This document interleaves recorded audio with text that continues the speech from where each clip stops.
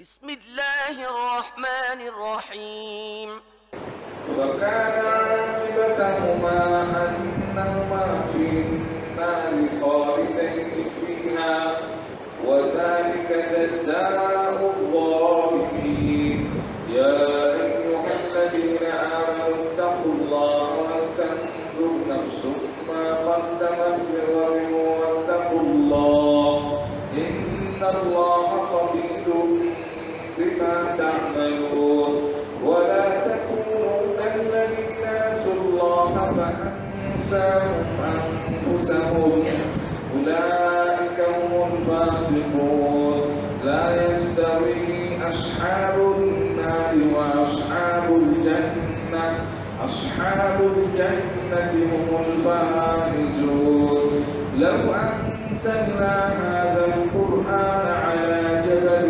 لرأيته خاشعا متصدعا من خشية الله وتلك الأمثال نضربها للناس لعلهم يتفكرون والله الذي لا إله إلا هو عالم الغيب والشهادة هو الرحمن الرحيم هو الله الذي لا إله إلا هو الملك القدوس السلام المؤمن المهيمن العزيز الجبار المتكبر سبحان الله عما يشركون والله الخالق البارئ المصور له الأسماء الحسنى يسبح له ما في السماوات والأرض وهو العزيز الحكيم আপনাদের মাঝে এখন বক্তব্য রাখবেন জনাব মতিউর রহমান মাদানী সাহেব। আসসালামু আলাইকুম ওয়া রাহমাতুল্লাহি ওয়া বারাকাতুহু।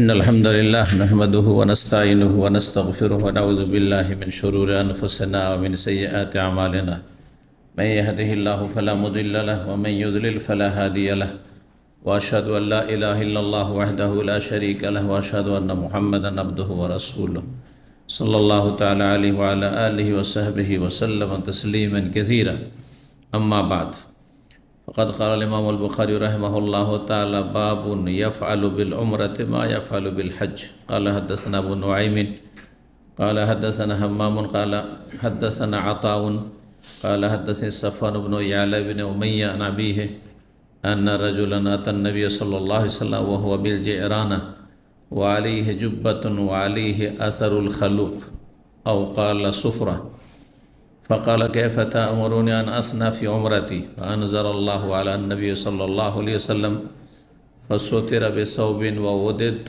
أني قد رأيت النبي صلى الله عليه وسلم وقد أنزل عليه الوحي الحديث সম্মানিত ভাতৃমণ্ডলী, আল্লাহ রাব্বুল আলামিনের প্রশংসা এবং প্রিয় নবী সাল্লাল্লাহু আলাইহি ওয়াসাল্লামের উপর সালাত ও সালামের পর আজ সোমবার 19শে জিলকাদা 1445 হিজরি মোতাবেক 27শে মে 2024 আমাদের ধারাবাহিক আলোচনা সহিহুল বুখারীর উমরার পর্ব নম্বর 3। ইমাম বুখারীর উমরার পর্বের অধ্যায় নম্বর হচ্ছে 10। বলছেন বাবুন, এই অধ্যায় হচ্ছে ইয়াফআলু বিল উমরাতি মা ইয়াফআলু বিল হজ্জ। উমরাতে সে সমস্ত কাজগুলি করবে যা হজে করা হয়ে থাকে। উদ্দেশ্য সবগুলি কাজ নয়, বরং কতিপয় কাজ,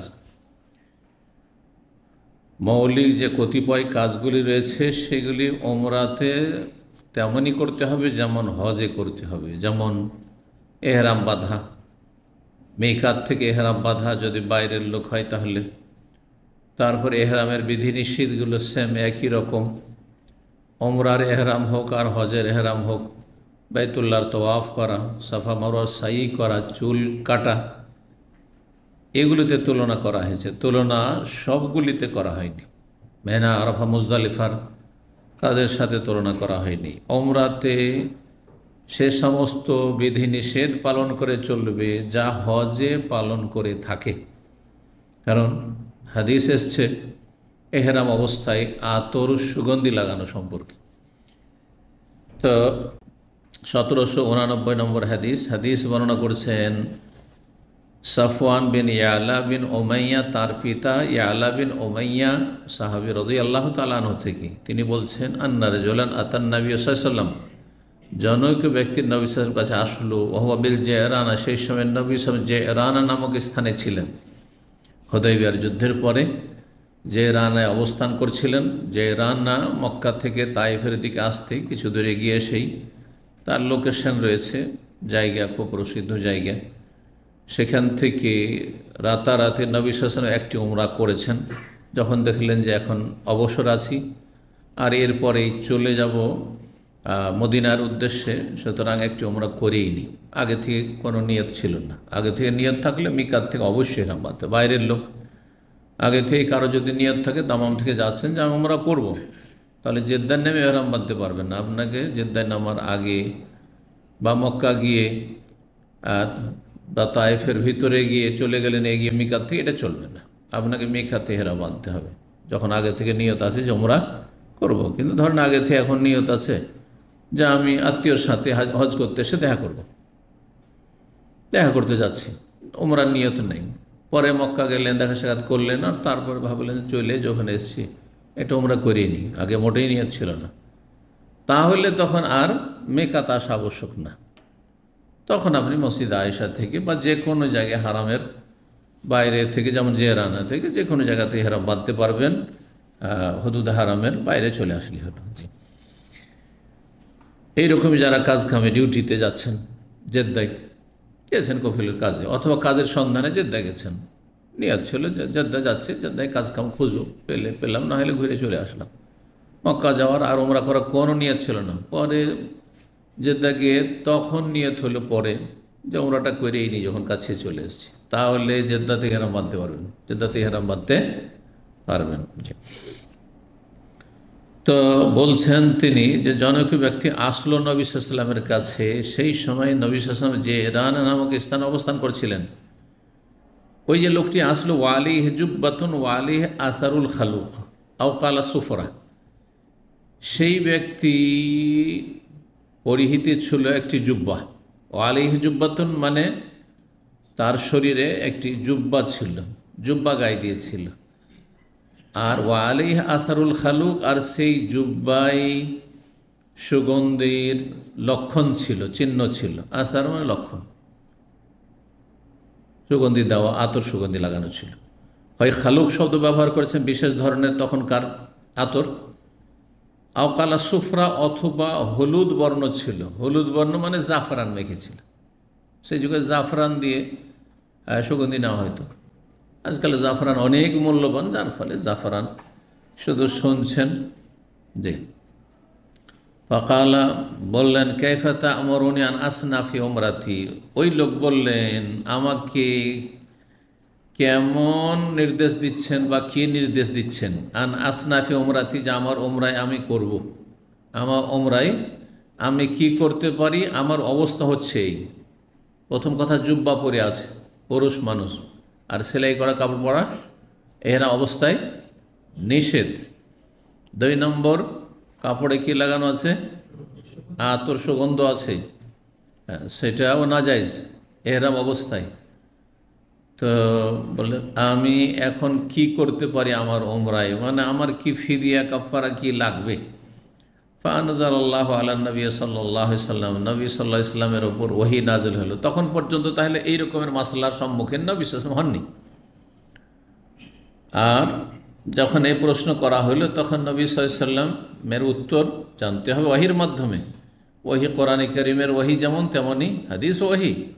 এই হাদিসটি স্পষ্ট প্রমাণ করে যে শুধু কোরআনের ওহী নবী সাল্লাল্লাহু আলাইহি সাল্লামের কাছে হইতো না, হাদিসের ওহী হইতো। কারণ এখানে মাসলা যেটা এসেছে সেখানে কোনো আয়াত নাযিল হয়নি, মাসলার উত্তর নাযিল হয়েছে, সেটা হাদিস আছে, স্পষ্ট হাদিস, সেটি মনে রাখার মতো।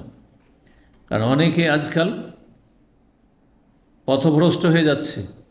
আহলে কোরআন, আমরা কোরআন মানি, শুধু হাদিস মানি না। তাহলে হাদিস তো ওহী, যে হাদিস মানে সে ওহী মানে না, যে ওহী মানে সে মুসলিম না, কাফের। সুতরাং আহলে কোরআন কাফের, আহলে কোরআন মুসলিম থাকতে পারবে না। যে বলে শুধু কোরআন মানো, কোরআন দিয়ে কোনো ইবাদত করতে পারবে না। যদি আমি কোরআন দিয়ে নামাজ পড়ে দেখা, কেউ পারবে না কিয়ামত পর্যন্ত। কোথায় আছে তাকবীরে তাহরিমের কথা কোরআনে? হ্যাঁ, কোথায় আছে আগে দাঁড়াইতে হবে, 1 নম্বরে দাঁড়ানো কিয়াম, তারপরে রুকু, তারপরে সিজদা, রুকু একটি, সিজদা দুটি, প্রত্যেক রাকাতে কোথায় আছে? কোরআনে কোথাও আছে? তাহলে আহলে কোরআন যে বলছে হাদিস মানি না, সে তো আমলই করতে পারবে না। আর যদি বলেন না আমল করছি, আমরা 1 রাকাতে একটি রুকু করছি, 2টো সিজদা করছি, জোহর 4 পড়ছি, তাহলে কিসের ভিত্তিতে? হাদিসের ভিত্তিতে। তাহলে তো হাদিস মানলে তো কেন বলছে হাদিস মানি না? তারপরে আংশিক মানি, কিছু মানি, কিছু মানি না। যে কিছু মানি কিছু মানে সেও কাফের। আফাতু মেনুন বেবাদিল কে তোমার ফোরন বেবাজ, কিছু মানবে আর কিছু মানবে না। ফামা জাযাউ মান ইয়াফআলু যালিকা মিনকুম ইল্লা খিজয়ুন ফিল হায়াতিদ দুনিয়া। আল্লাহ বলছে যারা ইসলামের কিছু মানবে কিছু মানবে না, তাদের জন্য দুনিয়াতে লাঞ্ছনা, লাঞ্ছিত, পথভ্রষ্ট, গোমরা। দুনিয়ার আল্লাহর বহু আযাব রয়েছে। সবচেয়ে বড় আযাব ঈমান হারিয়ে দেওয়া, পথভ্রষ্ট, জাহান্নামের রাস্তা ধরে নেওয়া। এর চেয়ে বড় আযাব কী হয়? যে অবস্থায় মরলে জাহান্নাম, এর চেয়ে বড় আযাব কিছুই নেই পৃথিবীতে। মানুষ অনাহারে মরে যায়, কিন্তু ঈমান যদি না হারায় অনেক ভালো এর চাইতে, যে জাহান্নামের রাস্তা ধরে নিয়েছে। ওয়া ইয়াউমাল কিয়ামাতি ইউরাদ্দুনা ইলা আশাদ্দিল আযাব, কিয়ামতের দিনে তাদেরকে কঠিন শাস্তি দিয়ে ঠেলে দেওয়া হবে। অন্য আয়াতে আল্লাহ রাব্বুল আলামিন উলাইকা হুমুল কাফিরুন হাক্কা, যারা আল্লাহর বিধানে রসুলের বিধানে পার্থক্য করবে, যে কোরআনের আয়াত মানি হাদিস মানি না, এটা মানি ওটা মানি না, উলাইকা হুমুল কাফিরুন হাক্কা, ওরাই হচ্ছে প্রকৃত কাফের। আল্লাহ বলেছে কিছু মানবো কিছু মানবো না, আমি 4 ওয়াক্ত পড়বো, ফজর পড়বো না, হ্যাঁ এটা মানি ওটা মানি না, মুসলিম না। ঠিক তেমনি কোরআন মানবো হাদিস মানবো না, কাফের। জি, সুতরাং আহলে কোরআন কখনো মুসলিম থাকতে পারে না। মুসলিম সমাজে এই আগাছা বেশ গজিয়ে উঠছে। এরা পথভ্রষ্ট, এরা জাহান্নামের পথে, হ্যাঁ, বরং এরা মুসলিম নয়। জি, আল্লাহ হেফাজত করুন। নাসালুল্লাহ সালামাত ওয়াল আফিয়া। জি, আল্লাহ হেফাজত করুন মুসলিম সমাজের, মুসলিম ছেলে মেয়েদের। তো বলছেন যে আল্লাহ রাব্বুল আলামিন নাজিল করে দিলেন নবী সাল্লাল্লাহু আলাইহি ওয়াসাল্লামের উপর কি ওহী, ফাআনজালাল্লাহু আলা নবী সাল্লাল্লাহু আলাইহি ওয়াসাল্লাম। যখন ওহী নাজিল হতে লাগলো, তো নবী সাল্লাল্লাহু আলাইহি ওয়াসাল্লামের স্বাভাবিক অবস্থাতে একটু ব্যতিক্রম দেখা যায়, যে প্রচণ্ড শরীর ভারী হয়ে যায়, আর ঘাম চলে আসে, তারপরে একটা বিভিন্ন রকম অবস্থা তৈরি হয়, যেমন ঘুমের মতো অবস্থা। ফাসোতেরা বেসবিন, তখন নবী সাল্লাল্লাহু আলাইহি ওয়াসাল্লামকে কাপড় দিয়ে ঢেকে দেওয়া হলো। সাহাবীরা বড় চাদর দিয়ে ঢেকে দিলেন নবী সাল্লাল্লাহু আলাইহি ওয়াসাল্লামকে।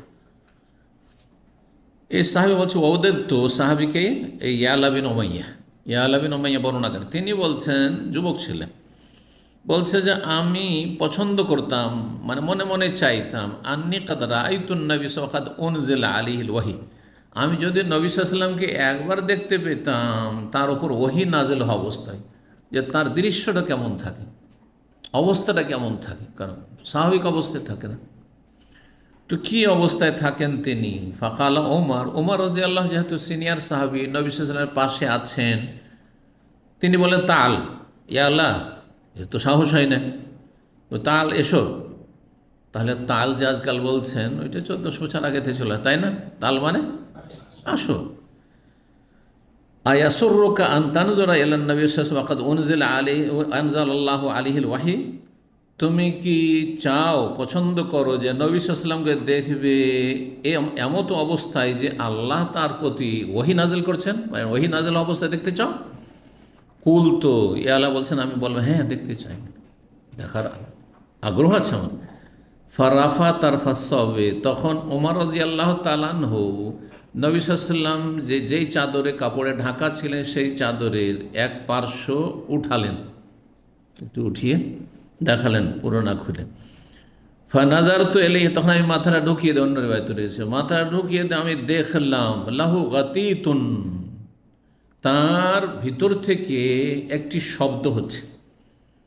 ও আসছে, বহু বর্ণনাকারী বলছেন যে কালা, তার ওস্তাদ বলেছেন, আমার ধারণা এই শব্দটি বলছে গাতিতিল বাকরে। কেমন শব্দটি হচ্ছে? শব্দটি ছিল যুবক ওটের মতো, মানে বাচ্চা ওটের মতো। বাকর বলা হয় আপনার আজকাল যেগুলো হাসি বলছে, উট সম্পর্কে জানেন আপনারা? হ্যাঁ, কারণ উটের গোস্ত খান না। বুড়া উটের গোস্ত অত ভালো লাগবে না, কিন্তু যেটা স্বাদের সেটা হচ্ছে হাসি। হ্যাঁ, জানছেন তো? তো হাসি বলছে যেটা বাকর, মানে এখনও কি যেটা আমরা আমার দেশে যদি গাভী হয় এইরকম, হ্যাঁ, তাহলে ওকে বকন বলে না, বকন। আর যদি আপনার বলদ হয় তাহলে কি বলি সেটাকে? হ্যাঁ, বাছুর। বাছুর, মাশাআল্লাহ। তো এই আর কি, তো এটা হচ্ছে উটের বাছুর। কাগাতিতিল বাকর, উটের বাছুর বা বাচ্চা উট যেমন একটা আওয়াজ করে, তাদের একটা আওয়াজ হয়, গো গো আওয়াজ হয়। তাহলে যারা উটের পালে থেকেছে তাদেরকে জিজ্ঞেস করতে হবে, নাহলে যেতে হবে কেমন আওয়াজ, ভিতরে থেকে আওয়াজ বেরোয়। বড় উটের আওয়াজ একটু বেশি, এটা একটু কম, এই আর কি। ফালামা সরিয়ান হো, যখন নবী সাল্লাল্লাহু আলাইহি ওয়াসাল্লামের এই অবস্থা দূরীভূত হইল, সরিয়ান মানে কোশেফান হো, এখন ওহী নাজিল হওয়া শেষ হয়েছে, তখন অবস্থা স্বাভাবিক এতে ফিরে এসেছে, স্বাভাবিক অবস্থায় ফিরে এসেছেন। কালা, তারপরে নবী সাল্লাল্লাহু আলাইহি ওয়াসাল্লাম বলছেন, আইনা সাইলু আনিল উমরা, উমরা সম্পর্কে জিজ্ঞাসাকারী কোথায়, প্রশ্নকারী কোথায়?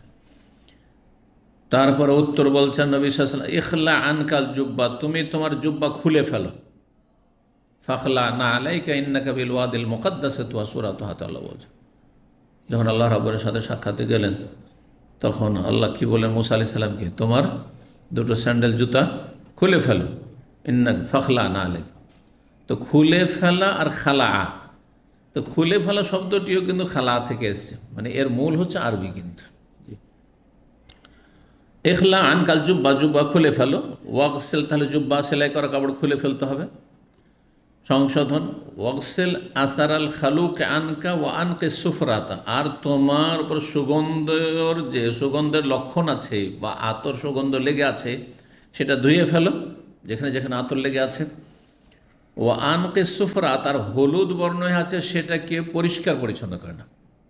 দাগ দাগ হয়ে আছে যে আতর সুগন্ধ, তখনকার আতর সুগন্ধ এই হয়তো বা জাফরান থাকলে বিশেষ করে রং হয়ে যাবে, হলুদ রং, এটাকেও কি করো, পরিষ্কার পরিচ্ছন্ন করে নাও।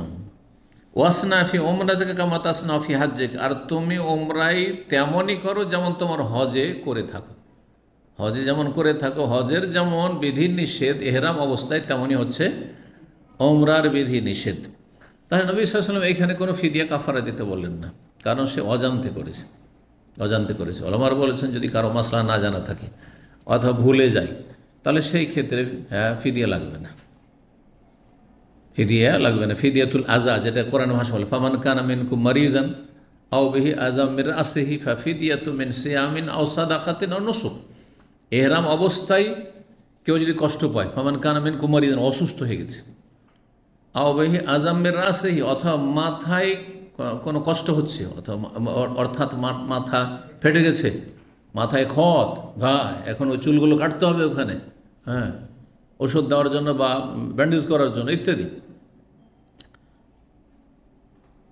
আও আযামির রাসিহি, অথবা যেই সাহাবীর যে আয়াতের শানে নজুল, সে সাহাবীর মাথায় প্রচণ্ড উকুন হয়ে গেছিল, সে উকুনে বরদাস্ত করতে পারে না, উকুন যত গরম লাগবে তত বেশি কষ্ট দেবে যার মাথায় উকুন হবে। তো চুলার কাছে বসেছে, আগুন জ্বলছে, কিছু পাকশাক হচ্ছে হয়তো, আর তার গোটা শরীরে বইছে, স্রোত বইছে এর উকুনের। নবী সাল্লাল্লাহু আলাইহি ওয়াসাল্লাম, হাদিস আসবে সামনের দিকে, নবী সাহেব ব্যক্তি বলছে, আইউজিক হাওয়াম্মকা, তোমার এই কীট পতঙ্গ অর্থাৎ এই তোমার উকুনে তোমাকে বড় কষ্ট দিচ্ছে, কষ্ট দিচ্ছে। তো আল্লাহ রাব্বুল আলামিন তখন বিধান নাজল করলেন, এখন কি করতে হবে? তাহলে মাথা মুন্ডন করতে হবে। এই উকুনকে যদি সাফ করতে হয় মাথা, তাহলে কি করতে হবে? মাথা মুন্ডন করতে হবে। বড় বড় চুল আছে, বাবরি চুল, আগের যুগে বেশিরভাগ বড় চুলই রাখত। তো তখন আল্লাহ বললেন, ফামান কানা মিনকুম মারিজান আও বিহি আযাম মির রাসিহি, এখন মাথা মুন্ডন করতে হবে অথবা কোনো জায়গায় এহরামে নিষিদ্ধ কাজ করতে হবে ইচ্ছা করে। তাহলে মাসলা জানছেন, এহরাম অবস্থা এগুলো নিষেধ এক, তারপরে ভুলে যাননি, মনে আছে, তারপরে মাথা মুন্ডন করেছেন আপনি, হ্যাঁ, এমন জায়গায় এখানে করে ধরেন ঘা হয়েছে, আর আপনার এখানে পশম আছে, পশমগুলো এই পর্যন্ত ধরেন পরিষ্কার করতে হবে, ক্লিন করতে হবে, তারপরে আপনার চিকিৎসা হবে। তাহলে পশম কাটতে হইল কি হলো না? অথবা ধরেন আপনাকে মাথা ঢাকতেই হবে, আর মাসলাও জানছেন, ভুলেও করেন, অনিচ্ছাকৃত করেননি, করে ফেলেন, ফাফিদিয়াত মিন সিয়ামিন, তাহলে ফিদিয়া দেবে, মানে মুক্তিপণ দেবে, কি সিয়াম রোজা, আও সাদাকাতিন, অথবা সাদাকা মিসকিনকে, হ্যাঁ, ফামান কান মিনকুম মারিজান আও বিহি আযাম ফাফিদিয়াত মিন সিয়ামিন আও সাদাকাতিন আও নুসুক, অথবা একটি কুরবানি। তো কুরবানি করলে বেশি খরচ, কুরবানি কমপক্ষে আজকাল 400 রিয়াল, মানে একটি দম। আর যদি রোজা রাখতে হয় তো হাদিসে রয়েছে 3 দিন রোজা, আসছে হাদিস 3 দিন রোজা রাখলে হয়, গরিবের জন্য, এটা অভাবীর জন্য। আর ধরেন অল্প খরচ করতে পারবেন, অল্প ফিদিয়ে দিতে পারবেন, তো রোজা না রেখে যদি মনে করেন যে আমি অল্পতে সারবো আর আমি এত 400-500 টাকার কোরবানি দমও দিতে পারবো না, তাহলে সাদাকা 6 মিসকিনকে সাদাকা করে, 6 মিসকিনকে, এক মিসকিনকে আধসা করে, তার মানে 3 সা, 3 তিরিকে 9 কিলো, 9 কিলো চাউল দিলে হবে। এ হচ্ছে মশলা। এখানে আল্লাহ কিন্তু এটা না পারলে ওইটা, এই কথা বলেন, অপশন দিয়েছেন, মানে স্বাধীনতা দিয়েছেন, 3টার যে কোনো একটা করো। এহরামের নিষিদ্ধ কাজ ইচ্ছা করে করলে আর জেনে শুনে করলে, জেনে শুনে জানা মানে মাসলাও জানছেন যে এটা নিষেধ, তারপরে করলেন আপনি, আর ইচ্ছাকৃত মানে ভুলে গিয়ে করেন না। তাহলে এখন অনেকেই ঠান্ডার সময় বা প্রচণ্ড রোদের সময়, এক সময় শীতকাল ছিল, 2005-06 প্রচণ্ড শীত ছিল, তো শীতে অনেক সময় অজান্তে ঘুমিয়েছে, মাথাকে ঢেকে নিয়েছে এহরামের কাপড় দিয়ে, আর ঘুম থেকে উঠে পরেশান হয়ে গেছে, তাহলে তো আমাকে দম দিতে হবে। আর অনেকে দমও দিয়েছে অজ্ঞতার কারণে, না আপনি অনিচ্ছাকৃত ঘুমের অবস্থায় করেছেন, সুতরাং দম লাগবে না। এইরকমই প্রচণ্ড রোদের সময় ভুলে গেছেন আর মাথায় এহরামের কাপড় দিয়েছেন, দম লাগবে না। কিন্তু যদি জেনে শুনে করেন, জেনে শুনে যে আর রোদ বরদাস্ত করতে পারছি না, আর আমি মাথা ঢেকে নেব, ঠিক আছে, মাথা আমি ঢেকে নেব, মাসলাও জানছেন আর ভুলেও না, তাহলে তখন কি করতে হবে? ফিদিয়ে দিতে হবে, 3 ফিদিয়ার একটা দিতে হবে। জি, কিন্তু এখানে এই সাহাবিকে দিতে কেন বললেন না? কারণ এই ব্যক্তি অজ্ঞ ছিল, হ্যাঁ, মাসলা সম্পর্কে জানতো না। প্রথম ঘটনা, নবী সাল্লাল্লাহু আলাইহি ওয়াসাল্লামকে জিজ্ঞাসা করা হচ্ছে, নবী সাল্লাল্লাহু আলাইহি ওয়াসাল্লামের কাছে প্রথম প্রশ্ন এই মসলায়, তখন ওহির অপেক্ষায়, ওহি আসলে উত্তর দিলেন। জি, তার নবী সাল্লাল্লাহু নিজের পক্ষ থেকে কোনো কথা বলতেন না। জি, হাদিসও ওই রকমই ওহি। আর মানার ক্ষেত্রে অনেকে কিন্তু ভুল করে, মনে করে যে কোরআনে থাকলে ওইটা বেশি গুরুত্ব দিয়ে মানতে হবে, আর হাদিসে থাকলে অত গুরুত্ব নেই। না, সমান গুরুত্ব, কোনো পার্থক্য নেই। আমলের দিক থেকে বা ইয়াকিনের দিক থেকে, ইমানের দিক থেকে, বিশ্বাস কোনো পার্থক্য নেই। যেমন একজন মানুষ একই সাথে 2 বোনকে বিয়ে করে রাখতে পারে না, এটা কোরআনে আছে, ঠিক কিনা? ওয়ান তাজমাউ বাইনাল উখতাইন, এটা কোরআনে আছে। আর হাদিস আছে একজন মানুষ তার স্ত্রী এবং তার ফুফু, অথবা তার স্ত্রী আর তার খালাকে জমা করতে পারে না, এটা তো কোনো আয়াতে নেই। 2 মাসলায় পার্থক্য আছে হারামের দিক থেকে, কোনো পার্থক্য নেই, সামান্য পার্থক্য নেই। যেমন 2 বোনকে একসাথে বিয়ে করে রাখা হারাম, যদি কেউ করে মাসলা জানার পরে সে মুসলিম না, মুরতাদ। ঠিক তেমনি আপনার স্ত্রী আর আপনার খালাকে ভালো লাগছে বিয়ে করে ফেললেন আপনি, হ্যাঁ, ওর ফুফুকে বিয়ে করে ফেললেন, ফুফু ভাতিজা অথবা খালা বোনের মেয়ে, তাহলে আপনি যদি মাসলা জানার পরে করেন তাহলে মুসলিম না, আপনি কাফের, মুরতাদ। কোনো পার্থক্য নেই, আয়াত হাদিসের মাঝে কোনো পার্থক্য নেই। তাহলে বলবেন যে ওয়াকুমুলিল্লাহ কানিতিন, সুতরাং কিয়াম আর সূরা ফাতিহা ছাড়া দুটোতে পার্থক্য আছে নাকি? না, কোনো পার্থক্য নেই, হ্যাঁ, কোনো পার্থক্য নেই। রুকু, সেজদা আর বৈঠক, রুকুর কথা কোরআনে আছে, ইরকা ওয়াসজুদু সেজদার কথা, আর বৈঠক আত্তাহিয়াতের বৈঠকের কথা নেই, তো কোনো পার্থক্য আছে নাকি? আত্তাহিয়াতের বৈঠকের কথা কোরআনে নাই, হাদিসে আছে, দুটো পার্থক্য আছে? কোনো পার্থক্য নেই। আমলের ক্ষেত্রে কোরআন এবং হাদিস দুটোকে সমানভাবে আমল করতে হবে, যখন সহিহ হাদিস থাকে, কোনো পার্থক্য নেই। আর এই পার্থক্য যদি কেউ মনে করে তাহলে সে পথভ্রষ্ট, সে সহিহ আকীদা মানহাজের অনুসারী নয়। অনেক সহিহ আকীদা আর মানহাজ যে দাবিদার, অনেকেই অজ্ঞতার কারণে বলে এটা কোরআনে আছে আর এটা হাদিসে আছে। না, আমলের ক্ষেত্রে কোনো পার্থক্য নেই, সমানভাবে আমল করতে হবে, প্রমাণিত আপনার কাছে, সুতরাং সমানভাবে আমল করতে হবে। জি, তো এই ছিল হাদিস।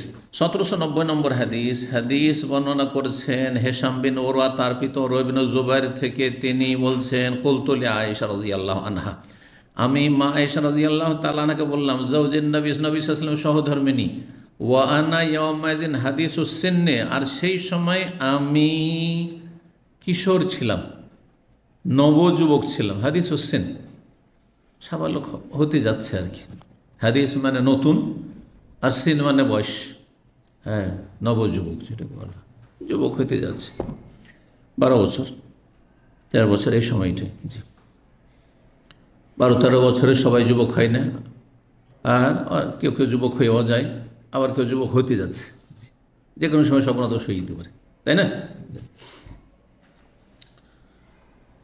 আর আপন খালা, জি, তো বলছেন যে তিনি সেই সময় আমি কিশোর ছিলাম। আর আইতে জিজ্ঞেস করলাম কাউল আল্লাহ তাআলা, আচ্ছা বলুন তো মহান আল্লাহর এই বাণী সম্পর্কে। এই হাদিস এর আগে এসছে, ইন্না সাফা ওয়াল মারওয়াতা মিন শাআইরিল্লাহ, নিশ্চয় সাফা মারওয়া আল্লাহ নিদর্শনাবলীর অন্তর্ভুক্ত। ফামান হাজ্জাল বাইতা আও তামারা, সুতরাং কেউ যদি বাইতুল্লাহর হজ করে অথবা উমরা করে, ফালা জুনাহা আলাইহি, তার কোনো গুনাহ হবে না। ইয়াতাওয়াফা বিহিমা, এই উভয়ের মাঝে তওয়াফ করলে, মানে সাফা মারওয়া সাই করলে কোনো গুনাহ হবে না। তো এই আয়াত থেকে ওরওয়া যেহেতু একটা কিশোর মানুষ, 12-13 বছরের ছেলে, তিনি ভাবছেন যে তাহলে সাফা মারওয়া সাই করা জায়েজ, ওয়াজিব ফরজ নয়, ওয়াজিব ফরজ নয়। কিন্তু আয়াতের প্রেক্ষাপট এটা নয়। হ্যাঁ, আয়াত অন্য ক্ষেত্রে রয়েছে, এখানে এর মানে কোনো সময় এটা হয় না। এটা মা আয়েশা রাদিয়াল্লাহু তাআলা বলেছেন বা বুঝেছেন, কিন্তু তিনি বুঝেননি। সাফা মারওয়া আল্লাহ নিদর্শনাবলী, সুতরাং যে বাইতুল্লাহর হজ করবে উমরা করবে তার কোনো গুনাহ হবে না যদি তওয়াফ করে। যদি তওয়াফ করে তাহলে গুনাহ হবে না। তাহলে কেউ কেউ সাফা মারওয়ার তওয়াফ করা বা সাই করাকে গুনার কাজ মনে করতো, আপত্তিকর মনে করতো, তাদের সংশয় নিরসন করা হয়েছে এবং তাদের দ্বিধাদ্বন্দ্ব দূর করা হয়েছে, তাদের জন্য বৈধতা দেওয়া হয়েছে, ঠিক না? কিন্তু এ কথা বলা হয়নি যে করলেও চলে না করলেও চলে। এইটা এ সম্পর্কে হানা কিছু বলা হয়নি যে বাইতুল্লাহ সাফা মারওয়া সাই করা ওয়াজিব না সুন্নাত না জায়েজ, এ বিষয়ে কিছু বলা হয়। যদি এমনটা হইতো যে এই আয়াতের উদ্দেশ্য হচ্ছে সাফা মারওয়ার সাই জায়েজ, ওয়াজিব নয়, তাহলে কি থাকতো? যেই ব্যক্তি হজ করবে, বাইতুল্লাহর অথবা উমরা করবে, ফালা জুনাহা আলাইহি, তার কোনো গুনাহ হবে না। আল্লাহ ইয়াতাওয়াফা বিহা, যদি তওয়াফ না করে, যদি সাফা মারওয়া সাই না করে তাহলে গুনাহ হবে না। যদি এমনটা থাকতো যে সাফা মারওয়া সাই না করলে গুনাহ হবে, তখন বলতে পারেন যে করলো না তাতে কোনো গুনাহ নেই, তার মানে সুন্নত মুস্তাহাব। আর বোঝা গেছে? তো সূরা বাকারা আয়াত নম্বর 158 বলছেন বেফালা ওরা আল আহাদিন শাইআন আল্লাহ ইয়াতাওয়াফ বিহিমা।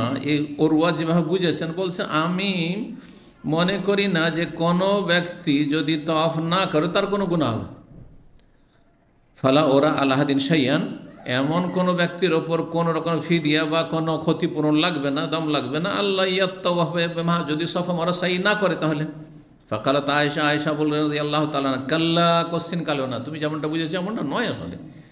লাউ কানা কামা তাকুল, তুমি যেমনটা বলছো তেমনটা যদি হতো, এর অর্থ তাফসীর কানা, তাহলে এমন থাকতো, ফালা জুনাহা আলাইহি, কোনো গুনাহ হবে না। আল্লাহ ইয়াতাওয়াফা বিহিমা, যদি সাফা মারওয়ার তওয়াফ বা সাই না করে তাহলে। কিন্তু না করা তো বলে করে, তাহলে গুনাহ হবে। জি, ভাষা বুঝতে হবে। তাহলে ঘটনা কি ছিল বলছেন প্রেক্ষাপট, ইন্নামা উনজিলাত হাযিল আয়াফিল আনসার, এই আয়াত নাযিল হয়েছে আনসারীদের সম্পর্কে। কানু ইয়াহিল্লুনা লিমানাত, তারা মানাত দেবতার জন্য বা মানাত দেবীর জন্য, দেবী ছিল এগুলো সব, অধিকাংশ দেবী, যেগুলো পূজা করে মুশরিকরা যুগে যুগে, সেগুলোর অধিকাংশই দেবী আর কিছু দেব। মানাত দেবীর উদ্দেশ্যে তারা তালবিয়া পাঠ করত। উদ্দেশ্য হতো যে মানাত দেবীর কাছে হাজিরা দিতে যাচ্ছে। আজও অনেক মুসলিম সমাজের লোক হজে আসে, উমরায় আসে, বলছে মদিনা যেছে রাসূলুল্লাহ সাল্লাল্লাহু আলাইহি ওয়াসাল্লামের সামনে হাজিরা দিতে, রাসূলুল্লাহ সাল্লাল্লাহু দরবারে হাজিরা দিতে। এটা শিরকি কথা না? একেবারে শিরকি কথা। সবসময় যেখানে যান আল্লাহর সামনে হাজিরা দিতে যাচ্ছেন না। আল্লাহ লাব্বাইক আল্লাহুম্মা লাব্বাইক কথা বলা হয় নেই, যে নবীর কাছে হাজিরা দিতে, কিন্তু হাজি সাহেবরা যাদের আকিদায় শিরক বিদআত আর সুফিজম রয়েছে তারা মদিনা আসে নবীর দরবারে হাজিরা দিতে। পথভ্রষ্ট এরা, আল্লাহ হেদায়েত দান করে এদেরকে, অজ্ঞতা দূর করুন। তো মানাতের উদ্দেশ্যে তারা তালবিয়া পাঠ করতো, তো মানাতকে শ্রদ্ধা করতো, সেই জন্য তারা এই সাফা মারওয়া আশাকে আপত্তিকর মনে করত। যারা যে ধর্ম করে তার বিপরীতটাকে বাতিলপন্থীরা ভ্রান্ত মনে করে। যেমন এর আগে এ হাদিসের ব্যাখ্যা বলেছি যে দক্ষিণ ভারতের হিন্দুরা রাবণের পূজা করে, যেই রাবণ রামের স্ত্রীকে 7 বছর ধরে চুরি করে রেখে দিয়েছিল, হরণ করে রেখেছিল। বোঝা গেছে, রাম আর রাবণে এই শত্রুতা, বোঝা গেছে না? তো রাবণের পূজা করে দক্ষিণ ভারতের হিন্দুরা, কেরালা, তারপরে আপনার তামিলনাড়ু, এইসবের কর্ণাটক আর শ্রীলঙ্কা। আর উত্তর ভারত, ইউপি, বিহার, বেঙ্গল, এসবের হিন্দুরা রামের পূজা করে।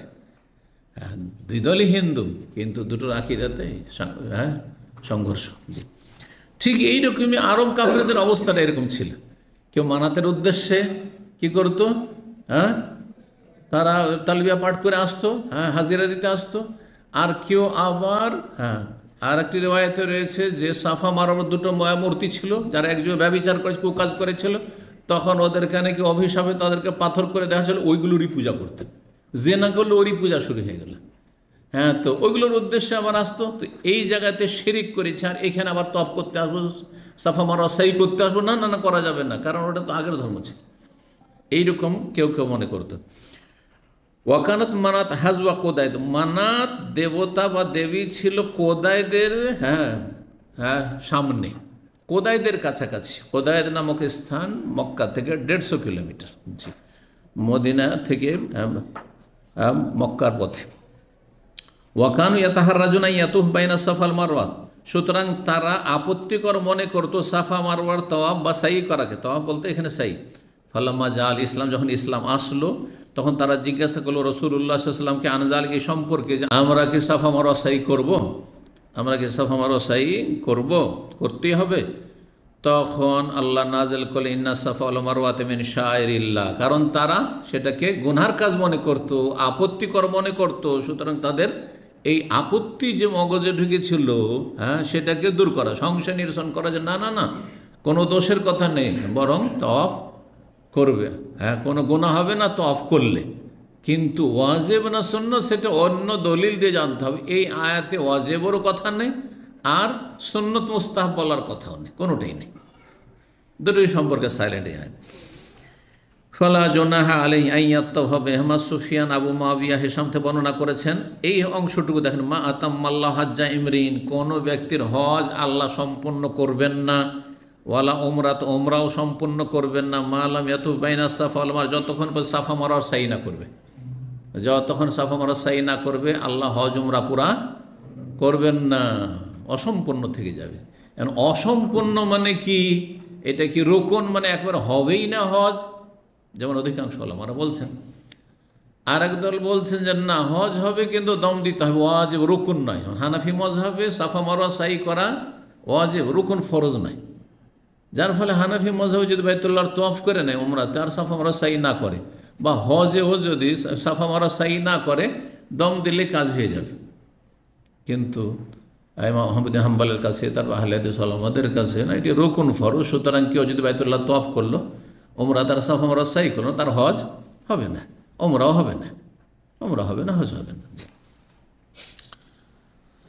11 নম্বর অধ্যায় বলছেন বাবুন মাতা ইয়াহিলুল মুতামির। এই অধ্যায় হচ্ছে যে ওমরাকারী কখন হালাল হবে, কি কি কাজ করে ওমরাকারী হালাল হবে।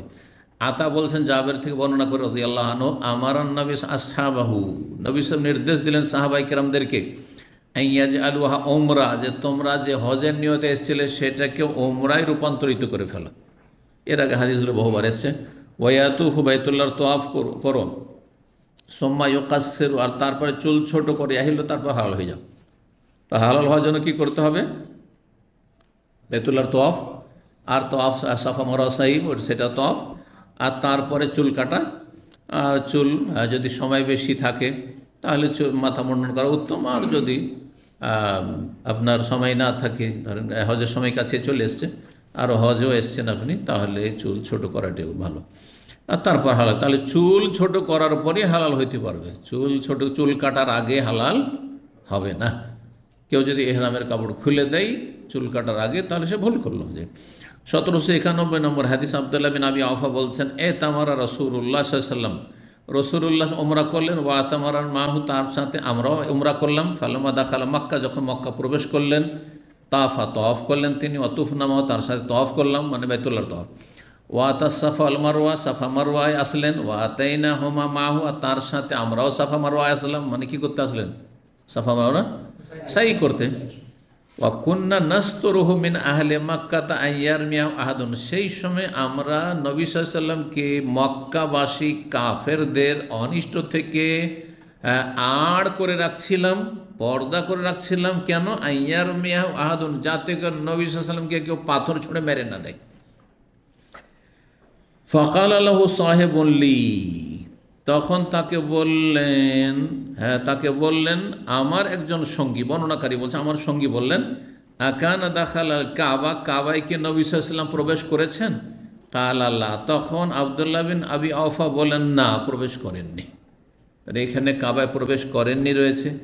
আর একটি বিষয় রয়েছে যে নবী সাল্লাল্লাহু আলাইহি ওয়াসাল্লামকে রক্ষা করার জন্য কাফেরদের অনিষ্ট থেকে, আক্রমণ থেকে তারা চারিদিক থেকে ঘিরে ছিলেন, চারিদিক থেকে পর্দা করছিলেন, মানে কি ঘিরে ছিলেন, চারিদিক থেকে ঘিরে ছিলেন আপনার সাহাবায়ে কেরামগণ।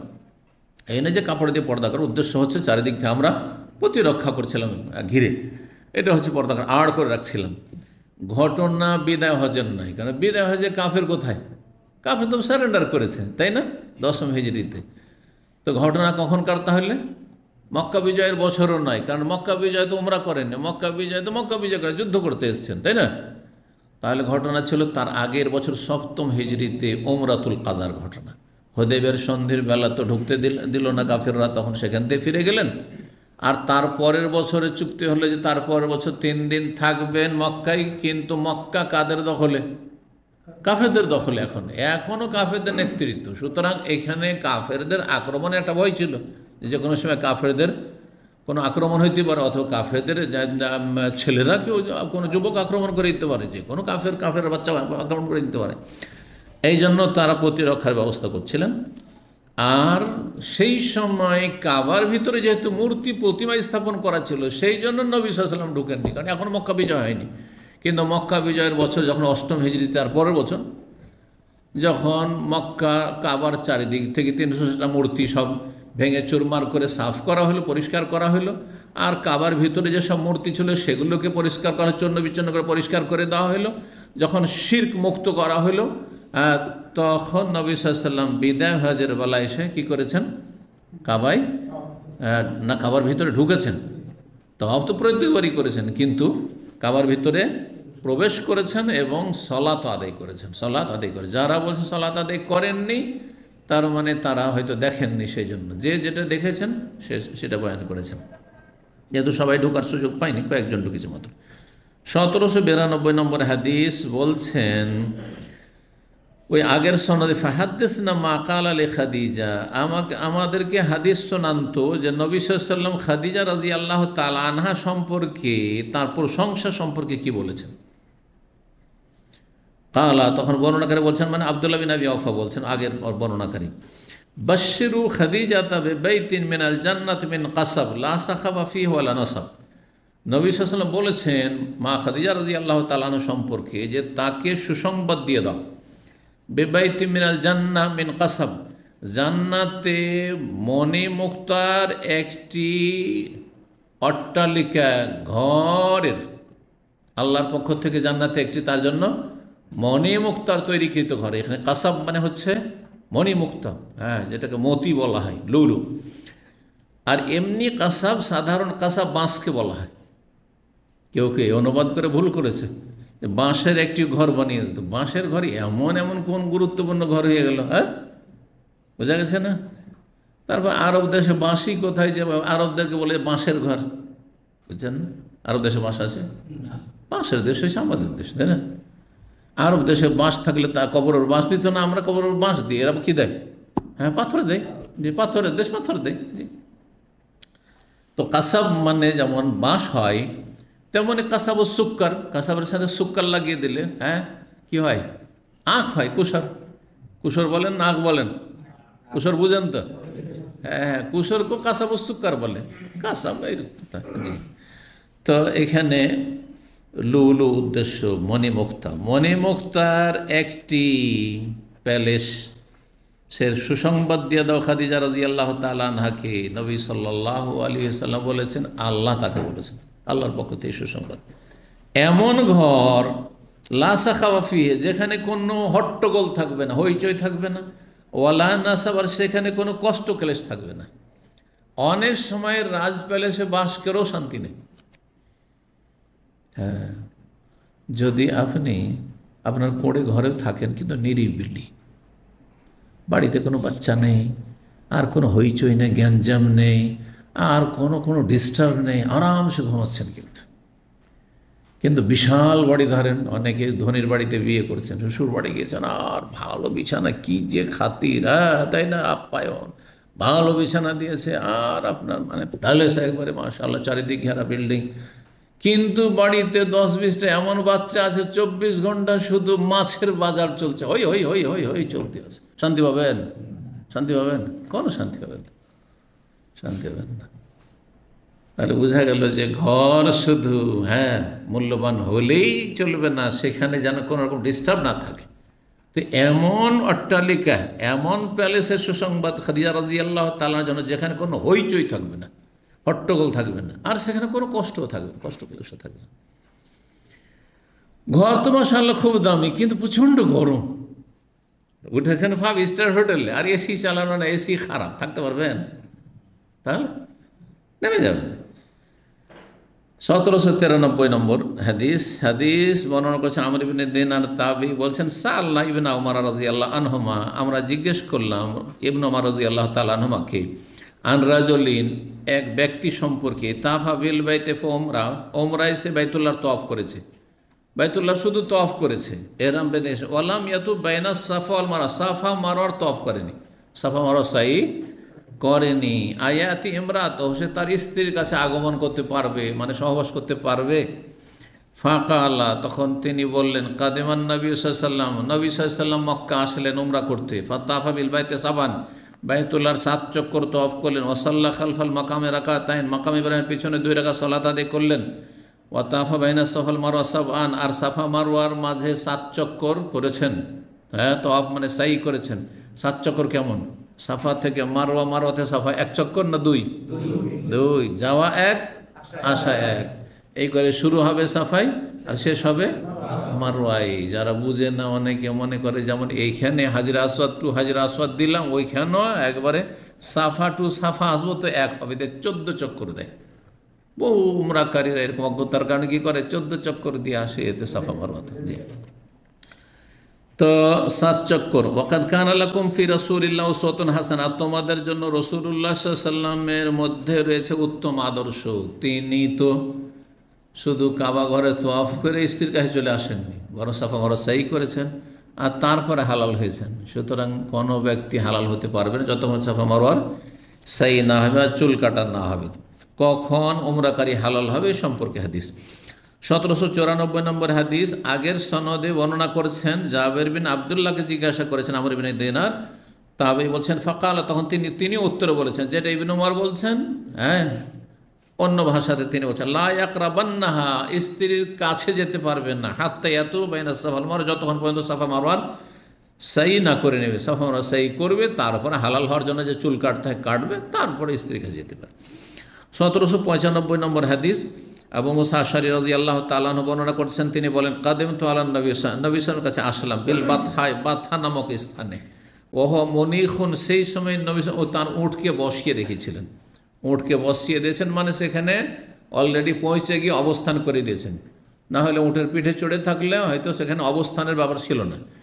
তো উট যখন বসে আছে তার মানেই নবী সাল্লাল্লাহু সেখানে অবস্থান করছেন। বাতহা যেই জায়গাকে মুহাসসাব বলা হয়, মুহাসসাব বলা হয়, আর যেই জায়গা এইদিকে মক্কা হারাম থেকে বেরিয়ে যে মুআল্লা কবরস্থান থেকে শুরু করে আপনার একেবারে শীশার কাছাকাছি পর্যন্ত প্রায় 1.5-2 কিলোমিটার জায়গা। এই সব এলাকাগুলো প্রশস্ত জায়গা ছিল, সমতল মোটামুটি প্রশস্ত জায়গা ছিল। এই এলাকায় নবী সাল্লাল্লাহু আলাইহি ওয়াসাল্লাম হজের পরে 13 তারিখে হজ শেষ করে এসে জোহর পর থেকে অবস্থান করেছেন। সেখানে জোহর পড়েছেন, আসর পড়েছেন, মাগরিব পড়েছেন, এশা পড়েছেন, আর ভোর রাত্রিকে বিদায় তওয়াফ করেছেন, আর তারপরে মদিনা রওনা দিয়েছেন, যেমন এর আগে হাদিস কয়েকবার করে গিয়েছে। ফাকালা, তো আবু মুসা আশআরী এখানে অবস্থান করেছেন হজের শেষেও, আর হজে যাওয়ার আগে এখানে অবস্থান করেছেন। এখানে হজে যাওয়ার আগের কথা আছে। তো আবু মুসা আশআরী এসে ওখানে দেখা করলেন। কাল কাদেম তো আল্লাহ নবী সাল্লাল্লাহু আলাইহি ওয়াসাল্লাম বিল বাতাহ মনিখুন, ফাকালা বললেন নবী সাল্লাল্লাহু আলাইহি ওয়াসাল্লাম কাকে? আবু মুসা আশআরীকে। আবু মুসা আশআরী এসেছিলেন কোন দেশ থেকে? এর আগে এসছে আবু মুসা আশআরী আর আলী ইয়ামান থেকে, দুইজনকে ইয়ামান পাঠিয়েছেন নবী সাল্লাল্লাহু আলাইহি ওয়াসাল্লাম। তো আলী নিয়ে এসেছিলেন কোরবানি পশু সাথে করে, আর আবু মুসা আশআরী কোরবানি পশু সাথে নিয়ে আসেননি। ওই জন্য তাকে নিয়ত পরিবর্তন করে হালাল হয়ে যেতে বললেন, জি ওমরা করে। আহজাজদা তুমি হজ করেছো, মানে হজের নিয়ত করেছো? বলতো না। আমি বললাম, আবু মুসা বলছেন হ্যাঁ। কাল বেমা আহলাল, তুমি কিসের তালবিয়া পাঠ করেছো? লাব্বাইক বলেছো তো লাব্বাইক হাজ্জান, হজের না ওমরার, মানে হজের তামাত্তু নাকি কেরান? কুল, তো আমি বললাম লাব্বাইক বে হেলালিন কা হেলালিন নবী, আমি আল্লাহ তলবিয়া পাঠ করছি নবী সাল্লাল্লাহু আলাইহি ওয়াসাল্লামের তলবিয়ার মতো। নবী সাল্লাল্লাহু আলাইহি ওয়াসাল্লাম হজ ছিল, হজে কেরান, কারণ কোরবানি পশুর সাথে ছিল।